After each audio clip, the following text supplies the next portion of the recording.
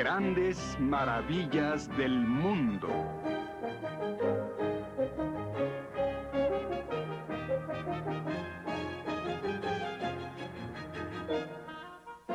Maravillas de la naturaleza. Yo creo que una sola hoja de hierba es nada menos que la jornada de trabajo de las estrellas.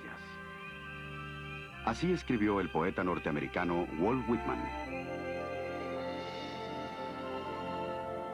Cuando el reino de la naturaleza y nuestros sentidos se combinan, nuestra capacidad de asombro no tiene límite. Este mágico orbe, esta tierra, maravilla de maravillas, guarda en su seno algunos lugares especiales. Lugares del planeta en los que la naturaleza nos revela su verdadera majestad.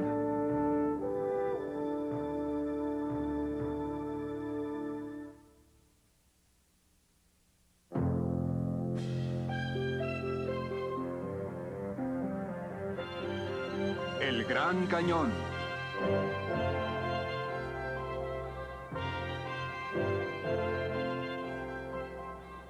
En ningún lugar de la Tierra se revelan mejor su historia y la historia de la vida que en el Gran Cañón.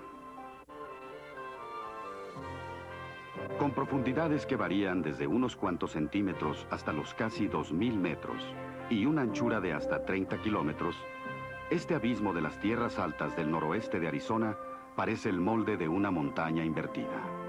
De hecho, Kaibab, un nombre nativo para el cañón, significa montaña invertida. El Gran Cañón está compuesto por muchos otros cañones que se unen, abarcando más de 2.500 kilómetros cuadrados.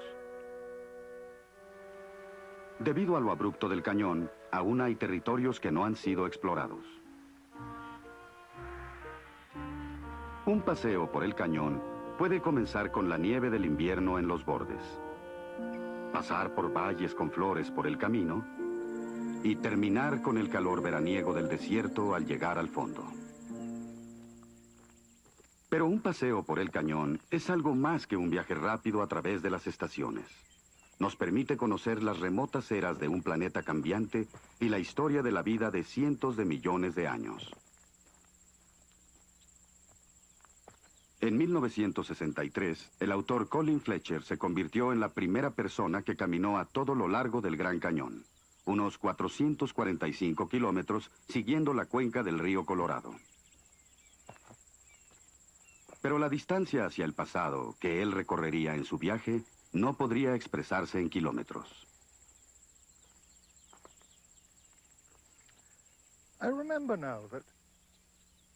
Puedo recordar que por unos momentos tuve la visión de los siglos que viajaban hacia el pasado y hacia el cañón. Hacia adentro de ese corredor del tiempo que se extiende a nuestras espaldas, y observé que si continuaba cañón adentro, hacia el silencio, el espacio y la soledad,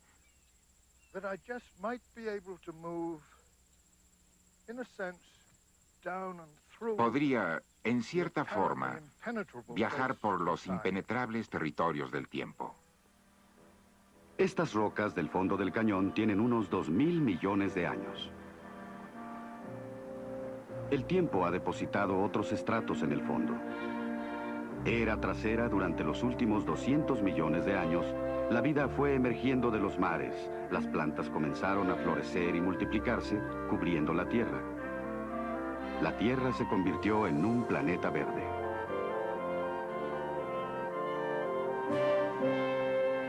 La altiplanicie del Colorado comenzó a surgir. Algunos arroyos individuales que corrían por la altiplanicie unieron sus cauces y formaron el poderoso río Colorado. Después, ese gran escultor cinceló y esculpió el cañón. La inclinación y la fuerza del río, unidas a otros factores erosivos, fueron revelando con el tiempo una maravilla del mundo: el Gran Cañón, un abismo que nos permite observar la mitad de la historia de la Tierra.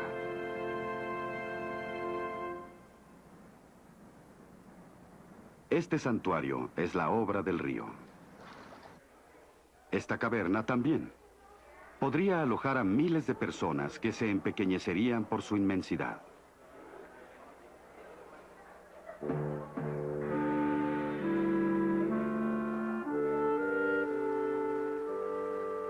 El poderoso río Colorado continúa tallando su obra maestra.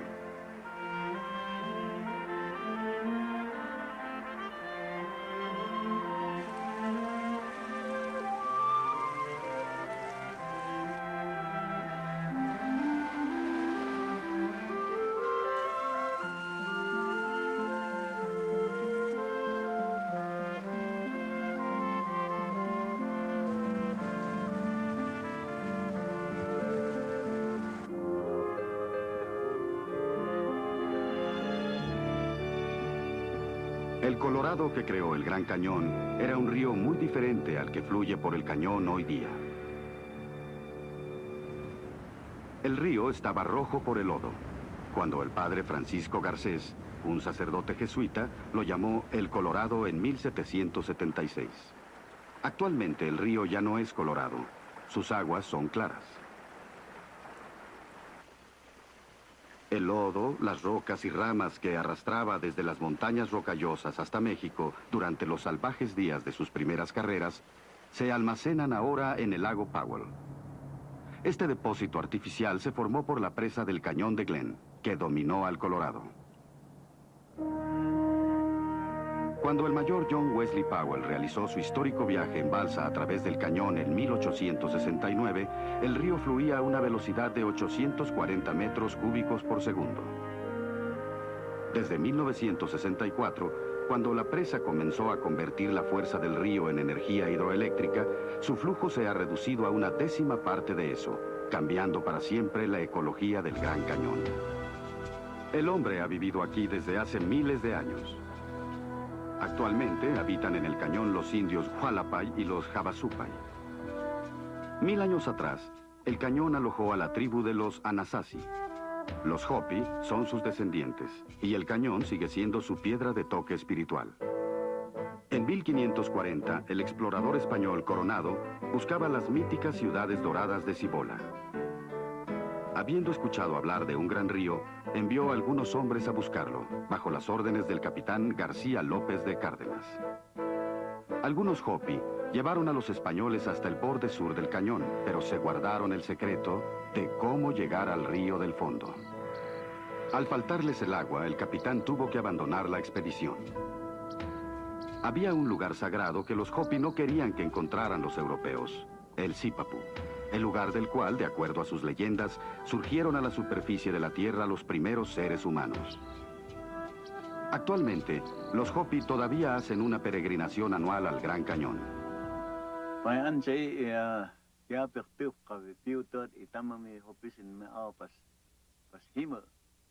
Este Gran Cañón es sagrado para nosotros,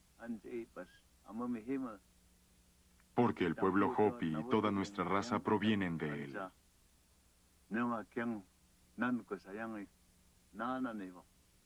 Aquí tenemos al Sipapu. Aquí venimos a orar. Recogemos sal, colores para pintar,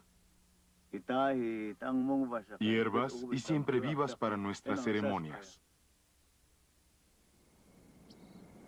Para los Hopi, el Sipapu, el seno de la tierra, es un constante recordatorio de los orígenes comunes de todos los pueblos.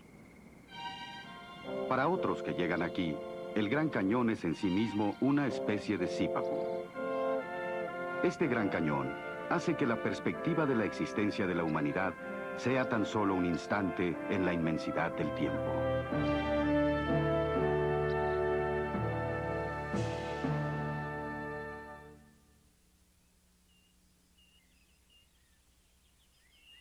El Serengeti.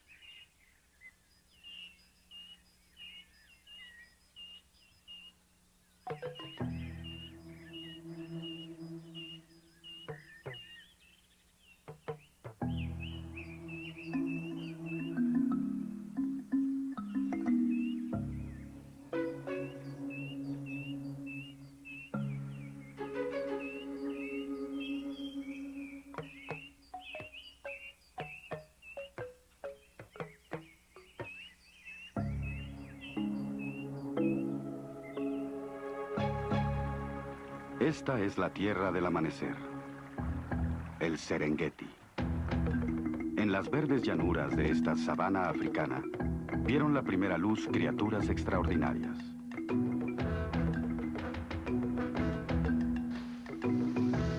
Un descendiente de los dinosaurios que no ha tenido cambio alguno durante 190 millones de años.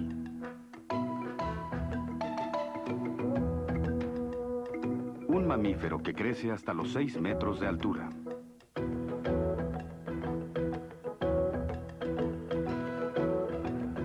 Aves acuáticas gregarias y un recién llegado al mundo animal, el hombre. Un hábil bípedo, miembro de la familia de los primates. En esta sabana fue donde evolucionó la vida humana. El hombre ha estado aquí probablemente desde que los antepasados de la humanidad abandonaron los bosques del África Central. Los atrajo lo mismo que sigue atrayendo a la gente hoy día: la abundancia de vida animal.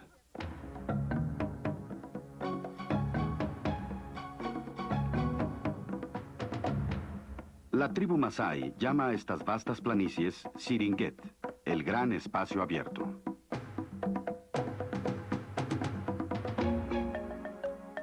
Una de las razones por las que muchas de las criaturas sobrevivieron aquí a través de las eras es que estos trópicos no sufrieron los extremosos cambios de clima de la edad del hielo. El enorme suministro de agua y la vegetación abundante protegieron la vida silvestre.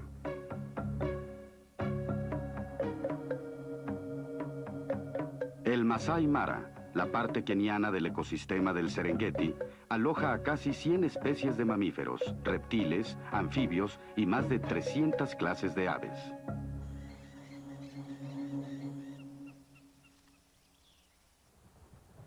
Muchas personas viajan al África para ver a los 5 grandes: los elefantes africanos,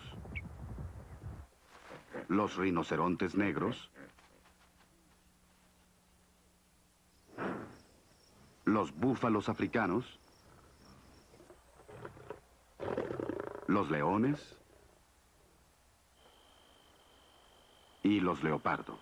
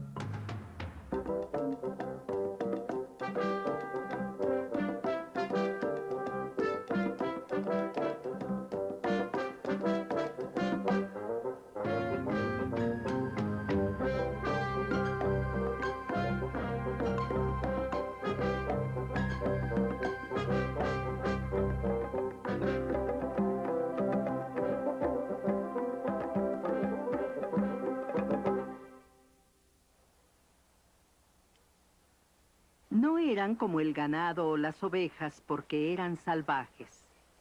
Escribió la aviadora Beryl Markham en su autobiografía Hacia el oeste con la noche. El sonido llevaba la indómita marca de la libertad, de un territorio que es más propiedad de la naturaleza que del hombre.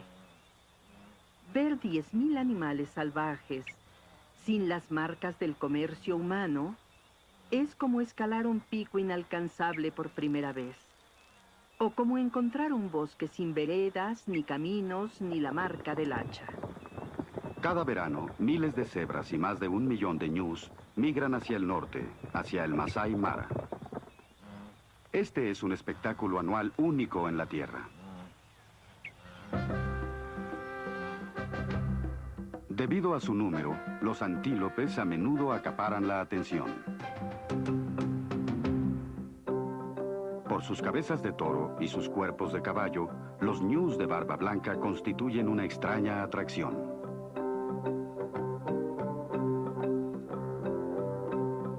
El ñu, que alguien describió como un animal construido con pedazos de otros, viaja 1.500 kilómetros anuales en busca de agua y pastura verde.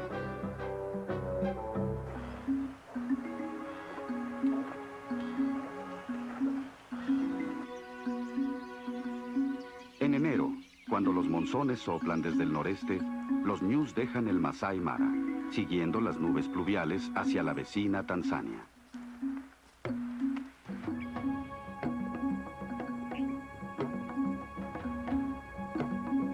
Los acompañan otros viajeros.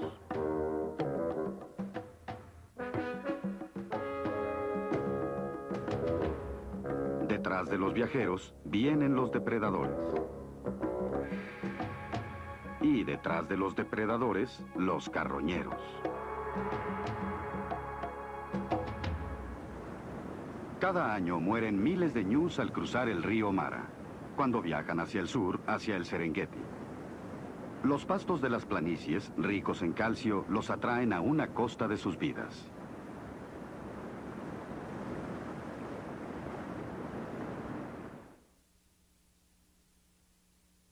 La planicie del Serengeti se extiende entre el lago Victoria y las tierras altas del lago Cráter.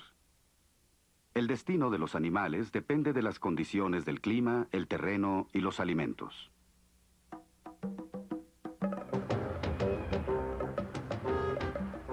Las hienas y los flamencos, los depredadores y las presas, necesitan del agua. Cada animal debe resolver a su modo el gran enigma de la vida: cómo comer sin ser comido.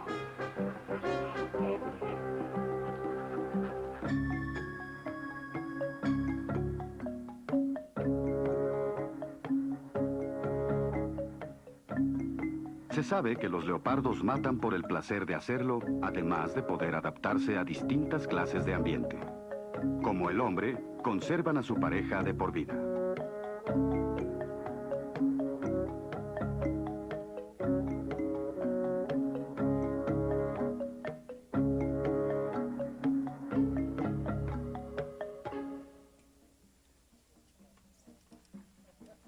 Al final de la cadena alimenticia está el hombre, un omnívoro.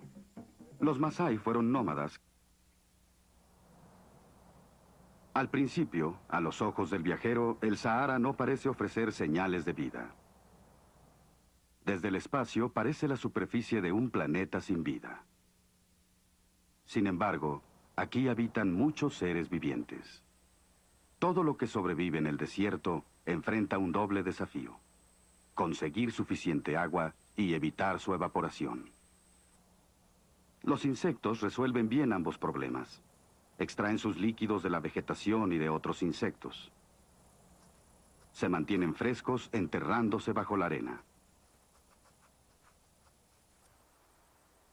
Las plantas pueden extender sus raíces a grandes profundidades o lateralmente para aprovechar la humedad de la superficie. Un simple matorral puede tener hasta 80 kilómetros de raíz.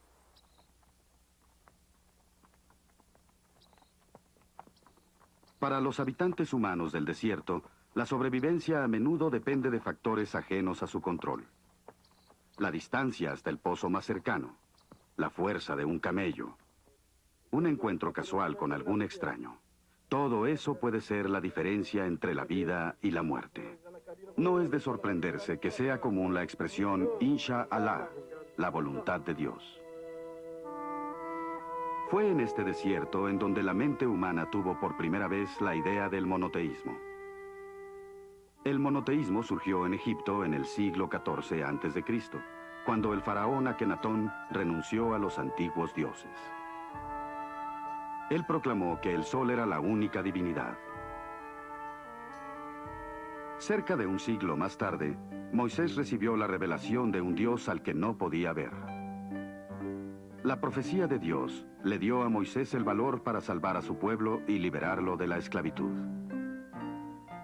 En el desierto del Sinaí, los hebreos hicieron su pacto con el Ser Supremo, renunciando a los demás dioses.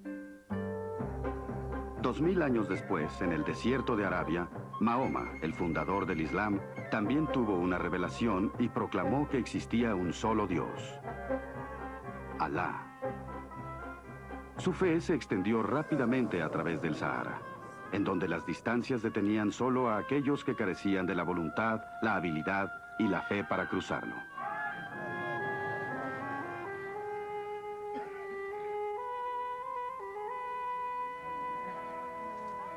Tradicionalmente, los musulmanes hacen durante su vida una peregrinación a Meca, su ciudad sagrada en Arabia Saudita. Durante siglos, millones de seres han cruzado el Sahara para llegar a este lugar sagrado.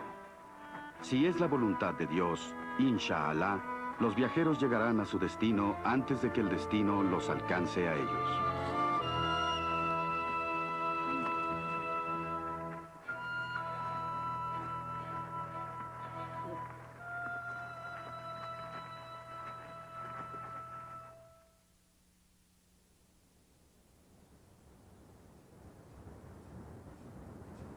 Las cataratas de Iguazú.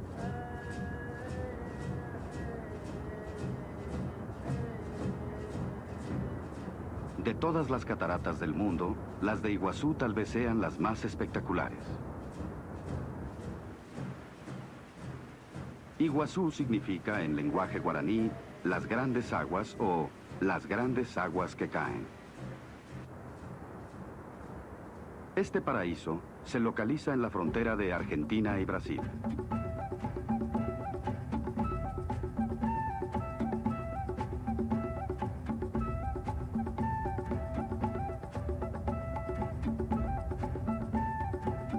La gente de estas tierras, los guaraníes, también llaman a las cataratas el lugar donde nacen las nubes. Las cataratas de Iguazú están rodeadas por un rico ecosistema. De la lluvia a la cual deben su nombre y el rocío que emanan, florece una abundancia de organismos vivientes. Muchas especies de árboles, florecientes yedras, orquídeas, mariposas tornasoladas, tucanes, macaos y loros de exóticas variedades y colores.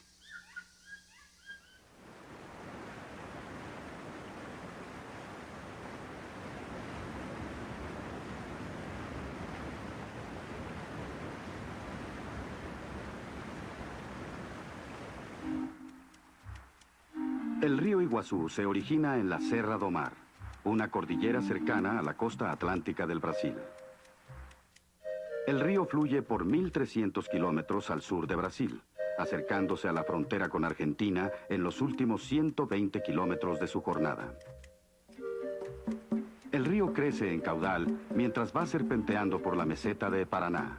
La tierra y las rocas que arrastra le dan al río su color distintivo. Su descenso es el más dramático de Sudamérica. Casi todo el Iguazú se vacía en un profundo y angosto cañón conocido como la Garganta del Diablo.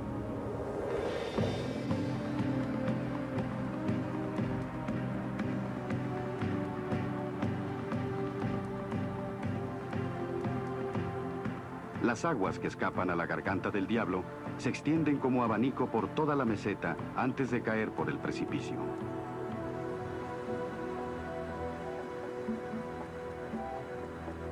Cada cascada tiene un poder hipnótico, con el agua estrellándose en esos abismos de rocas y rocío. En un día soleado, aparecen y desaparecen los arcoíris entre las nubes. La refracción de la luz provoca esta continua danza de colores.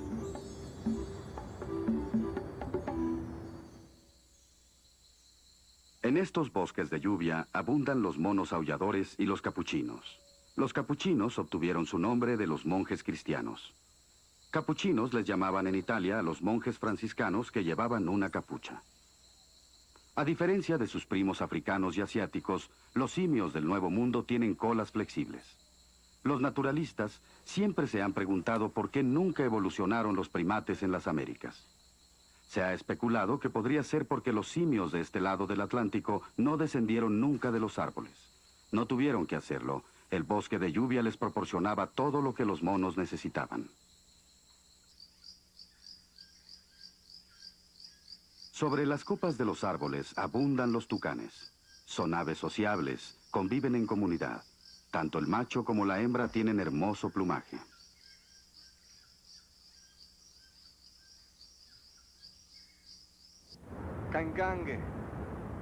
Los guaraníes han vivido en el bosque de lluvia desde tiempos inmemoriales. Su leyenda acerca del origen de las cataratas es tan pintoresca como las cataratas mismas. Hace mucho tiempo, el dios que vive en el bosque vio a Naipur, la hija de un chamán. El dios le dijo: vendrás a mi templo y harás lo que yo te diga que hagas.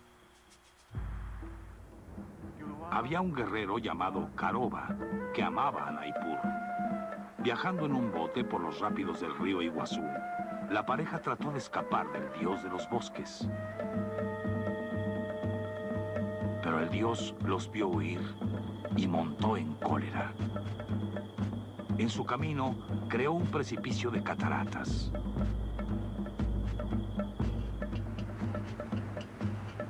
El bote se precipitó en ellas.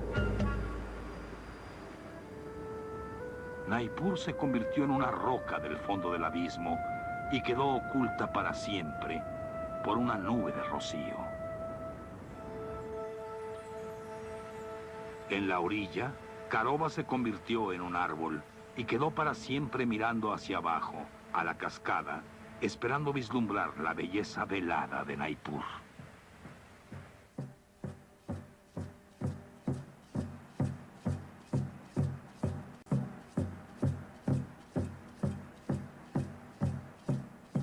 Durante generaciones, los guaraníes han sepultado a sus muertos cerca de las cataratas de Iguazú. Es un lugar adecuado. Los guaraníes piensan que toda persona durante su vida guarda el alma de una mariposa. Y esta región es abundante en mariposas de cerca de 500 especies diferentes.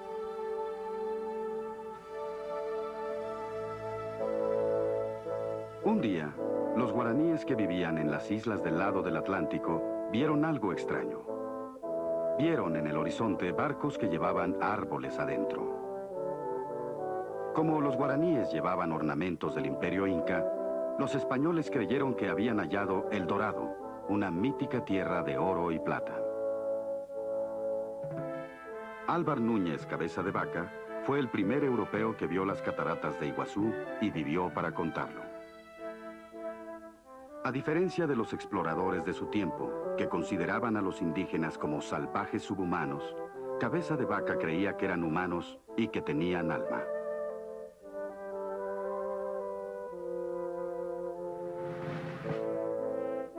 Cuando llevó a sus 276 hombres a través de los bosques pluviales, Cabeza de Vaca castigaba a cualquiera que maltratara a los nativos. En enero de 1541, los españoles llegaron al delta del Iguazú. Caminábamos por el territorio de los indios guaraníes, quienes nos recibieron con mucho placer.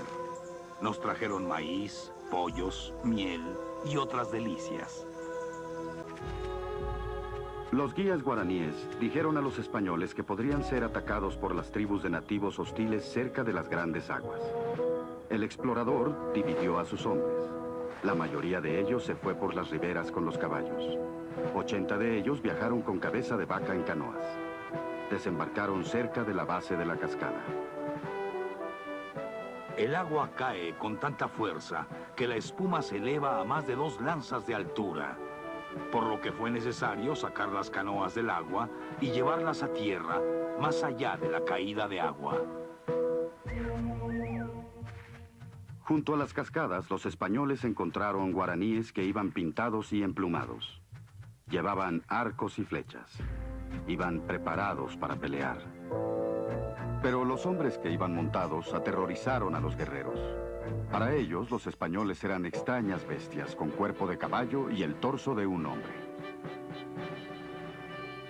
Cabeza de Vaca logró calmarlos por medio de intérpretes y ofreciendo obsequios.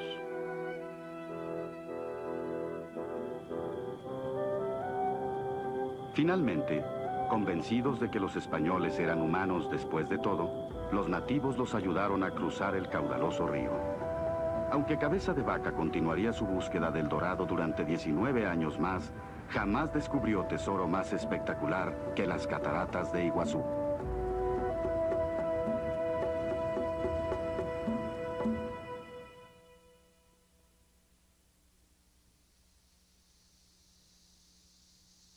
El río Amazonas.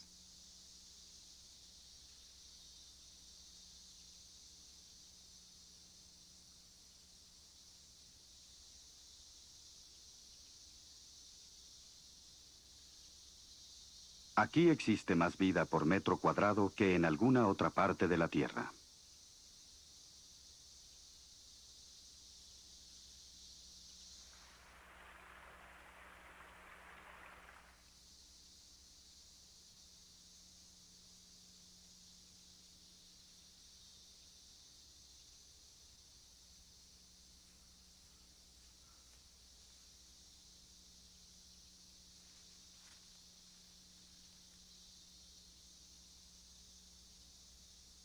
Aquí, cientos de árboles diferentes se levantan hacia el sol y los bosques del Amazonas forman, de algún modo, un gran árbol de la vida entrelazado.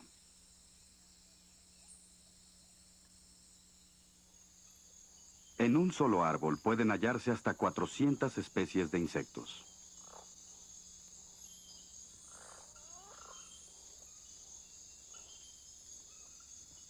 Arriba, entre las ramas cubiertas de lianas, se mueven los monos, los murciélagos, las serpientes y las aves. De todas las formas de vida que se conocen en el mundo, se pueden hallar casi la mitad en la cuenca del Amazonas. Extendiéndose sobre 6.4 millones de kilómetros cuadrados en 9 países diferentes, la selva pluvial más grande del mundo alberga también a muchas de las especies aún desconocidas de la Tierra.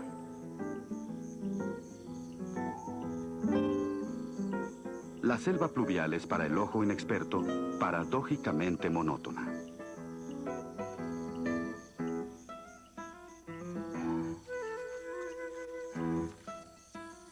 Solo los científicos y los habitantes humanos de esta selva saben dónde hallar a muchas de las 4.300 especies de aves, 125 clases de mamíferos, 100 especies de reptiles y 30 millones de especies de insectos que viven aquí, arriba y abajo de la abundante vegetación.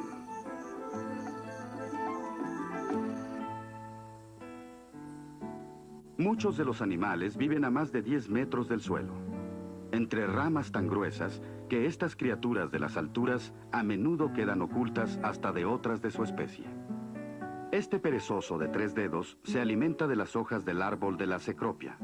Puede quedarse inmóvil durante semanas haciendo honor a su nombre.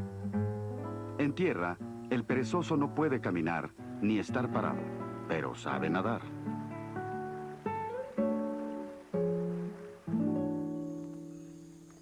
El Parque Eco es una isla de 808 hectáreas en el centro del Amazonas. Aquí, Mark van Roosmalen, un holandés que trabaja en el Instituto de la Naturaleza para la Investigación del Amazonas, les proporciona refugio a los monos lastimados o confiscados. Por el momento, tenemos 20 especies de monos del Amazonas. Tenemos monos muy raros que nunca se han exhibido, como el guacare blanco. Son de las selvas pantanosas. El propósito de este santuario de monos es científico y de conservación. Me gustaría traer especies en peligro a este medio ambiente natural donde pueden acumular los conocimientos de la selva que les permitan sobrevivir. Los monos aulladores se mantienen unidos vocalizando. Tienen una especie de altavoz en la laringe que les permite emitir sonidos que se escuchan hasta a 5 kilómetros de distancia. Un sonido intimidatorio para los depredadores y los miembros de otras bandas rivales de aulladores. Bajo el calor agobiante del mediodía, hasta los aulladores guardan silencio, mientras descansan bajo la sombra de los árboles.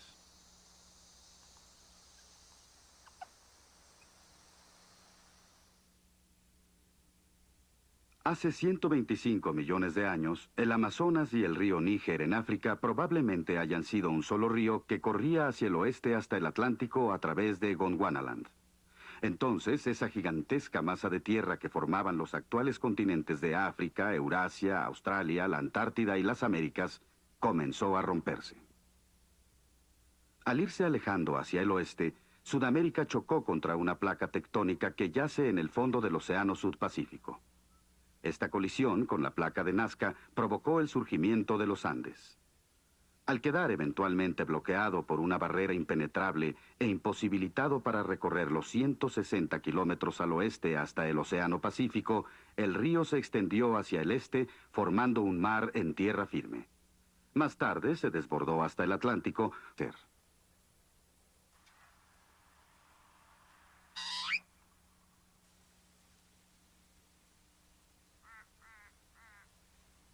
Esta isla montaña tiene dos nombres: la Roca de Eyers o Uluru.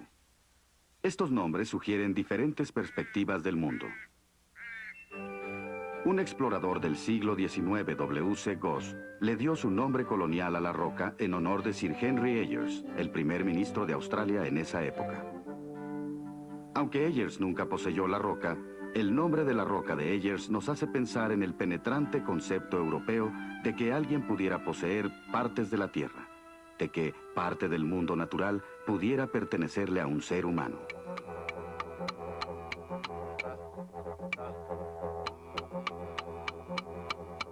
Los aborígenes llaman Uluru a la Roca de Eyers. Al igual que los indígenas de otras partes, estos tienen una relación personal con la tierra.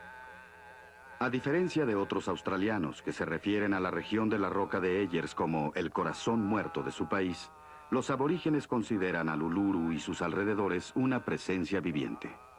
Consideran que su cultura es como el hilo de una tela en el que las plantas, los animales, la tierra y el hombre están entretejidos.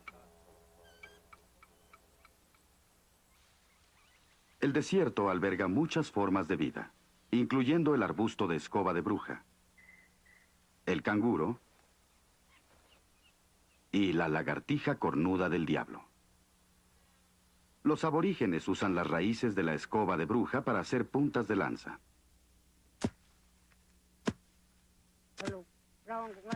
Otra planta, la Spinifex, es la fuente de una mezcla adhesiva que este hombre fabrica. La mezcla puede pegar la punta de una lanza o reparar una taza rota. Los aborígenes trabajan con el personal del Parque Nacional Australiano para que los no aborígenes aprendan a respetar las tradiciones aborígenes de estas tierras. Así que esto es el kitty, el pegamento que usan para pegar la piedra a la herramienta para que se pueda cortar carne con ella. Kitty.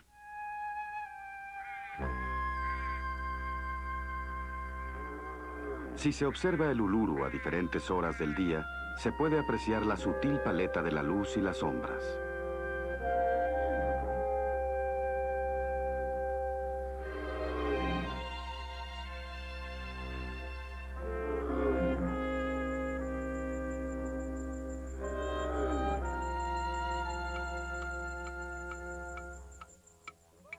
Al paso de las horas, se aprecia el espectro del color en estos cielos del sur. Igual que otros puntos sobresalientes de su mundo, el Uluru les recuerda a los aborígenes la era del sueño, una tradición oral en la que se basan su cultura y su herencia. Desde hace miles de años, los aborígenes de las áreas circundantes han visitado Uluru.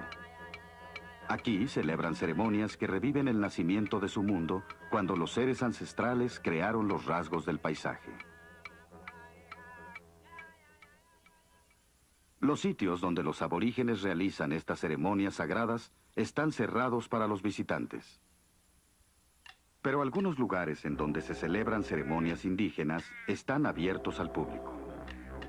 La roca pulverizada mezclada con agua y otros materiales naturales produce estos colores. Para el aborigen, estas pinturas de las cuevas están llenas de significado y cargadas de poder.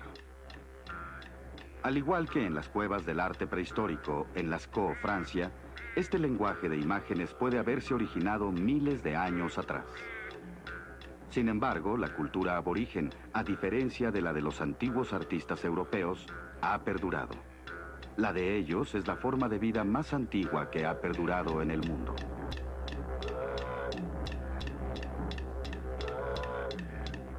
Los aborígenes cantan sobre los espíritus de sus ancestros como el Hare Wallaby o el pueblo de los Mala, cuyas ceremonias aún se observan en la roca. como las del clan de la serpiente del tapete, de las cuales desciende la tribu de los Pitjantjatjara. Cantan de los viajes y los rituales, de las guerras y los ataques sorpresivos que han dejado sus marcas y rastros en la tierra. Conocer sus canciones es conocer la geografía espiritual de la región.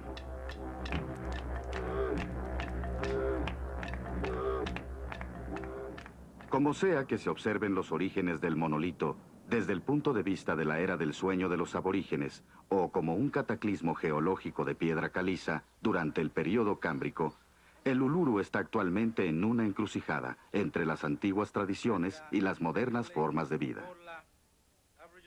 Los títulos de esta región fueron devueltos a las manos de los aborígenes en 1985 y se les cedieron al gobierno australiano en arrendamiento a 99 años.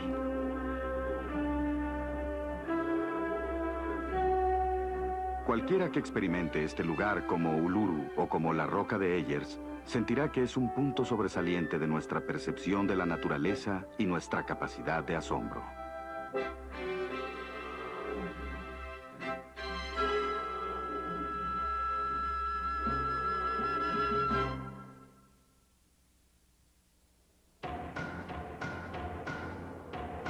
Los Himalaya.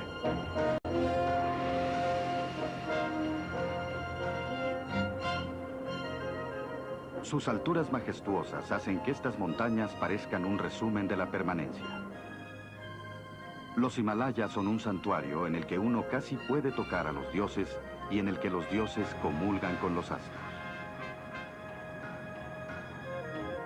Esta cordillera, que abarca los picos más altos de la Tierra, cambia de muchas formas. La erosión los desgasta continuamente. Cada año, los sistemas de ríos que se originan en los Himalaya arrastran enormes cantidades de rocas, despojos forestales y tierra hasta el Océano Índico. Los Himalaya continúan elevándose. Estas montañas fueron creadas por el choque entre dos grandes masas continentales. La colisión continúa en la actualidad.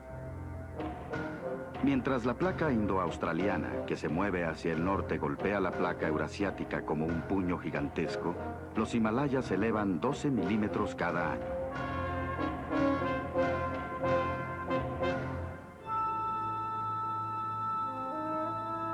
El techo del mundo.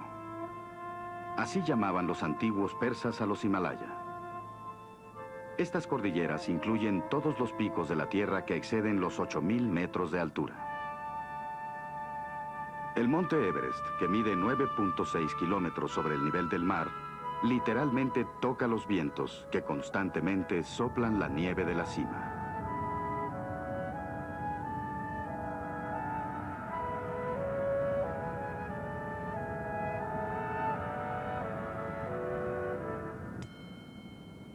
La gente de Nepal recuerda una leyenda de la creación de los Himalaya. Al principio del tiempo, las montañas tenían alas y volaban a su antojo alrededor del mundo. Pero los nepaleses no tenían suficiente agua. Así que Indra, dios de la lluvia, convirtió sus alas en nubes. Ya incapacitados para volar, los Himalayas se asentaron en la tierra. Las nubes se convirtieron en la fuente de la lluvia que bajaba desde las montañas, convertida en arroyos y ríos que llevaron el agua a los nepaleses. Muchos de los que viven en los Himalaya creen que estas montañas son la morada de seres sagrados. Son un lugar en el que inmortales y mortales pueden meditar y adquirir sabiduría por igual. Para algunos, las montañas son divinidades. El nombre tibetano del Everest, Chomolungma, significa la diosa madre del mundo. Los nepaleses lo llaman Sagarmatha, que significa aquel cuya cabeza toca el cielo.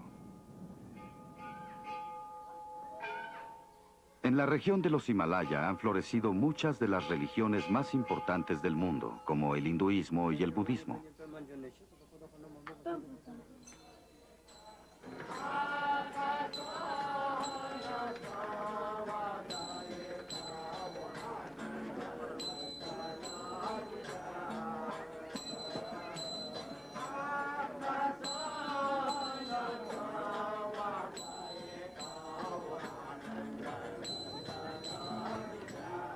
En Katmandú, la ciudad más grande de Nepal, es evidente la sabiduría de las grandes religiones de los Himalaya. No hay otra ciudad en la que se practiquen tantas religiones en tantos templos distintos. La tolerancia religiosa y la aceptación de que cada fe es un camino hacia la misma cima trascendental son el espíritu prevaleciente para aquellos que viven en Katmandú. Hay un antiguo proverbio sánscrito que dice: 100 edades divinas no bastarían para describir las maravillas de los Himalaya. ¿Qué tienen estas montañas que inspiran tanta reverencia? ¿Sus alturas trascendentales? ¿La habilidad de las nubes para hacer desaparecer una montaña, sugiriendo misterios que no alcanzamos a percibir? ¿El contraste entre la nieve y la sombra, la luz y la oscuridad? El desafío de una vereda de montaña, el conocimiento de que en un instante un paso en falso o una avalancha pueden terminar con nuestras vidas.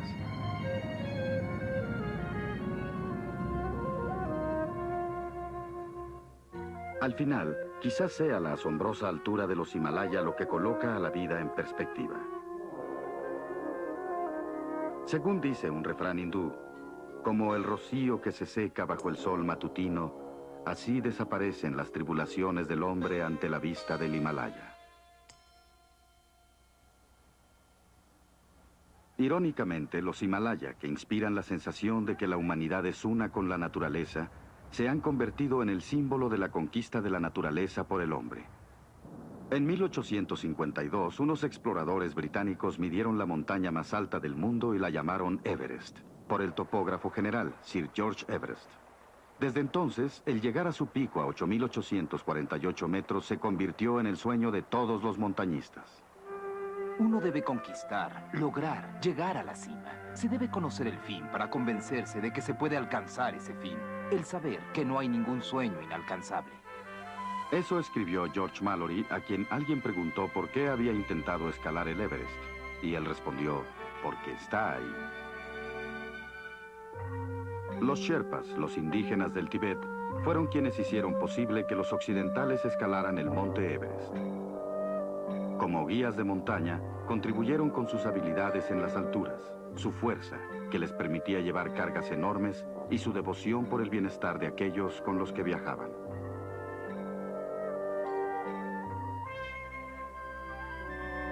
Durante un siglo, muchos montañistas, tanto sherpas como occidentales, intentaron conquistar a la diosa madre de la tierra.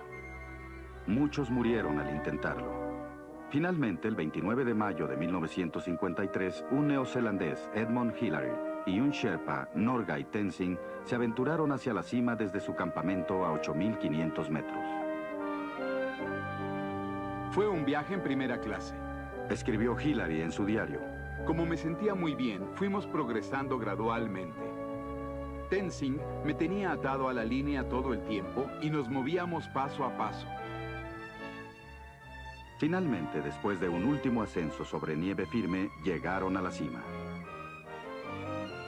Tenzing y yo nos estrechamos las manos y Tenzing me abrazó. Fue un gran momento.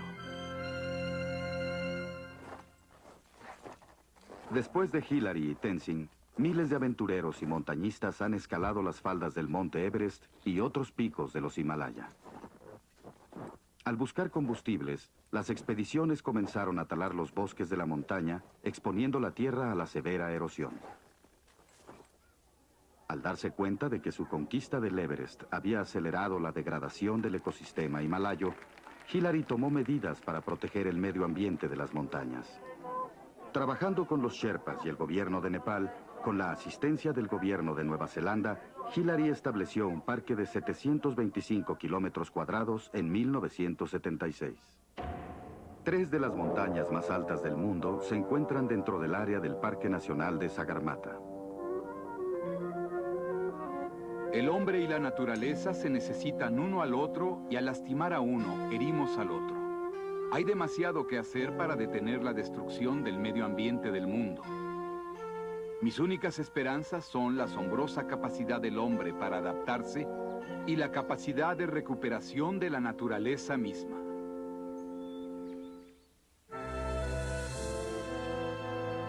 Algunos son espléndidos, algunos austeros, pero todos son tesoros magníficos. Estos milagros de la creación se nos legaron como obsequios, no para poseer ni para explotar, sino para cuidar para las generaciones venideras. Esperemos que estas maravillas de la naturaleza nos inspiren el asombro y la sabiduría que necesitamos.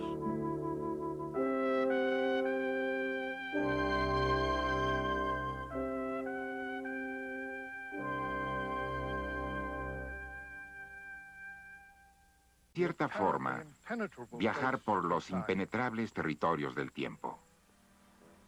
Estas rocas del fondo del cañón tienen unos 2.000 millones de años. El tiempo ha depositado otros estratos en el fondo.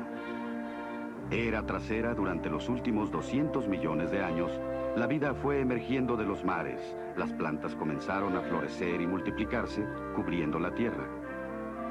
La Tierra se convirtió en un planeta verde.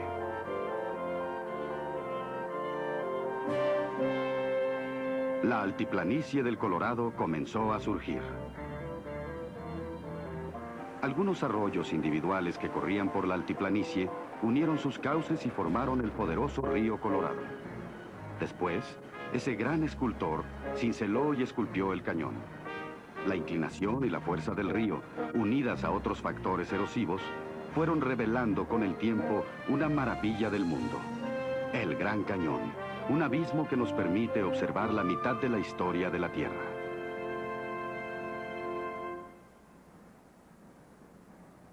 Este santuario es la obra del río. Esta caverna también. Podría alojar a miles de personas que se empequeñecerían por su inmensidad.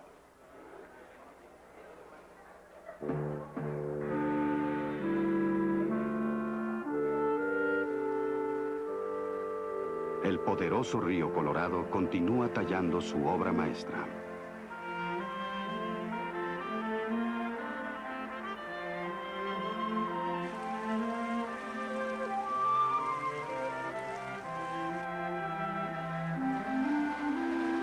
En 1540, el explorador español Coronado buscaba las míticas ciudades doradas de Cibola. Habiendo escuchado hablar de un gran río, envió a algunos hombres a buscarlo, bajo las órdenes del capitán García López de Cárdenas. Algunos Hopi llevaron a los españoles hasta el borde sur del cañón, pero se guardaron el secreto de cómo llegar al río del fondo. Al faltarles el agua, el capitán tuvo que abandonar la expedición. Había un lugar sagrado que los Hopi no querían que encontraran los europeos, el Sipapu, el lugar del cual, de acuerdo a sus leyendas, surgieron a la superficie de la Tierra los primeros seres humanos. Actualmente, los Hopi todavía hacen una peregrinación anual al Gran Cañón.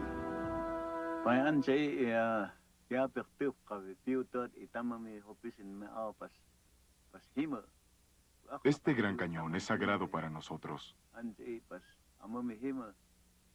porque el pueblo Hopi y toda nuestra raza provienen de él.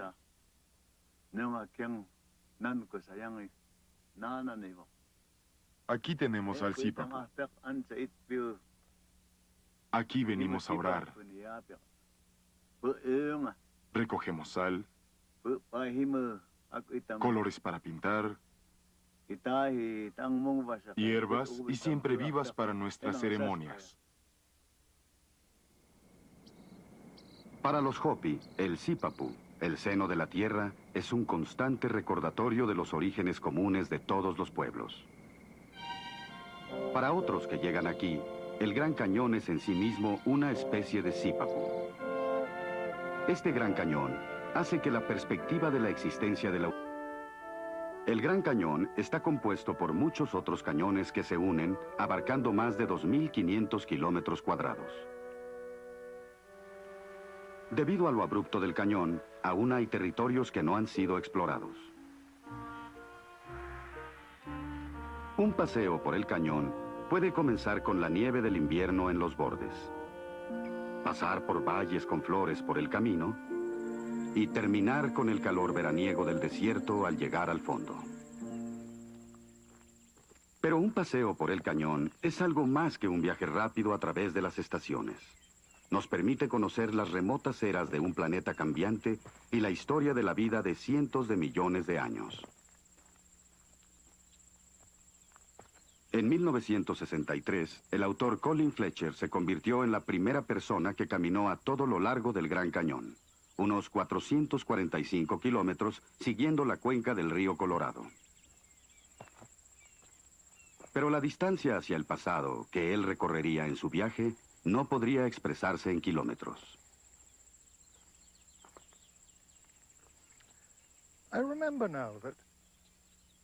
Puedo recordar que por unos momentos tuve la visión de los siglos que viajaban hacia el pasado y hacia el cañón. Hacia adentro de ese corredor del tiempo que se extiende a nuestras espaldas, y observé que si continuaba cañón adentro, hacia el silencio, el espacio y la soledad,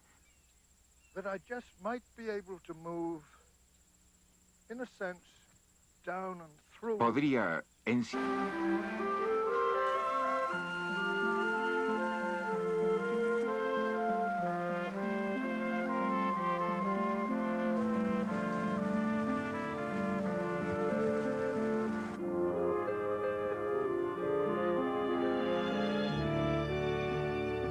El Colorado que creó el Gran Cañón era un río muy diferente al que fluye por el cañón hoy día.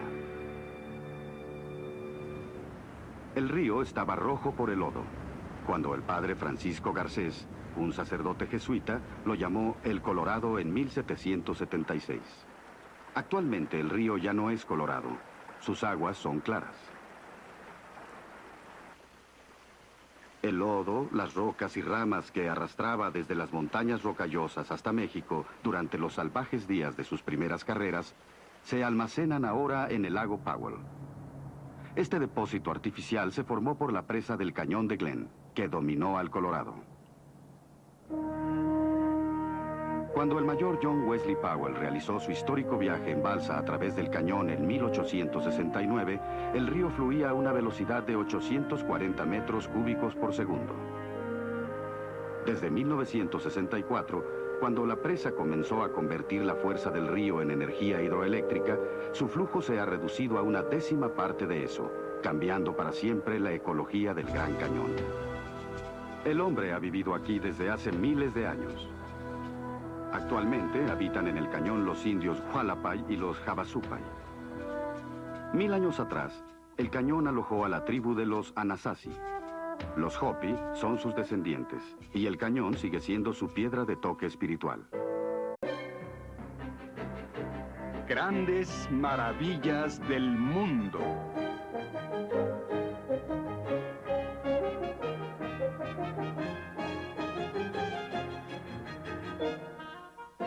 Maravillas de la naturaleza. Yo creo que una sola hoja de hierba es nada menos que la jornada de trabajo de las estrellas. Así escribió el poeta norteamericano Walt Whitman. Cuando el reino de la naturaleza y nuestros sentidos se combinan, nuestra capacidad de asombro no tiene límite. Este mágico orbe, esta tierra, maravilla de maravillas, guarda en su seno algunos lugares especiales. Lugares del planeta en los que la naturaleza nos revela su verdadera majestad.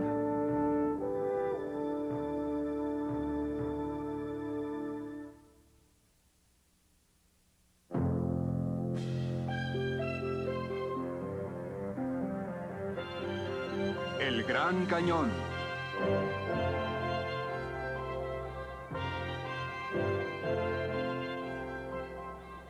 En ningún lugar de la Tierra se revelan mejor su historia y la historia de la vida que en el Gran Cañón. Con profundidades que varían desde unos cuantos centímetros hasta los casi 2000 metros y una anchura de hasta 30 kilómetros, este abismo de las tierras altas del noroeste de Arizona parece el molde de una montaña invertida. De hecho, Kaibab, un nombre nativo para el cañón, significa montaña invertida.